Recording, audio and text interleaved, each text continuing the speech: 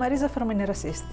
Welcome to Perfectionism Part 2. In this part, I will explain what keeps perfectionism going, and I will give you some tips on how to minimize its impact on your life.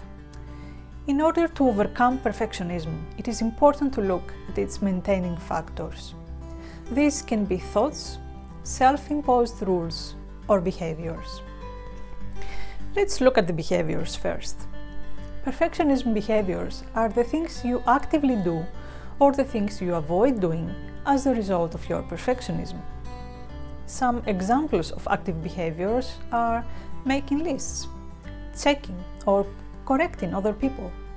Avoidance behaviors are when you give up too soon, when you cannot decide, or when you clearly avoid tasks because you are afraid you won't be able to do them perfectly. These behaviors do not allow you to learn whether your beliefs are true. For example, you might have difficulty delegating tasks because you think you need to maintain high professional standards. By not delegating work, you are unable to test the accuracy of your beliefs. Here is what you can do to change behavior. Focus on a goal behavior to change. Break the goal down into smaller steps and complete one step at a time. Finally, try a behavioral experiment.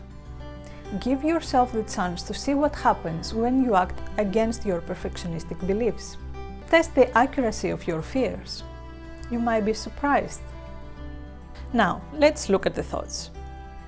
Perfectionists are very good at spotting the evidence that proves their imperfection. That's a bias. They have the tendency to pay attention to and to interpret things according to what they expect. They interpret information in a way that proves their inadequacy. Perfectionists are also extremely self-critical. They use negative self-talk and they often think, "I should have done better." Self-criticism makes people experience anger, anxiety, or depression. There are certain thinking styles associated with perfectionism. These are black and white thinking, that's seeing only extremes. It's either good or bad. Suits and mass, putting unreasonable demands on self and others. Catastrophizing, expecting the worst or preparing yourself for the worst outcome. Finally, mind reading, assuming you know what other people are thinking. Cognitive techniques teach people to identify the unhelpful negative thoughts, challenge their accuracy, and replace them with more helpful ones. A simple technique you can start using is the thought diary or thought record. Here's an example of a basic thought record. In this version, you describe a specific situation as well as your thoughts, feelings, and behavior.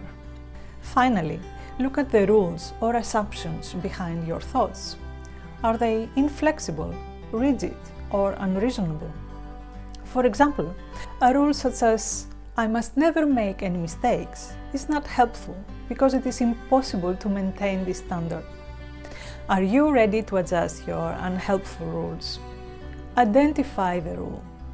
Think how you learned this rule, where it comes from. Think of the pros and cons of having the rule.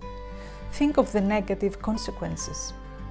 I hope these steps will help you find out how perfectionism affects your life, as well as make a first step towards change. Good luck with your efforts and thank you for watching.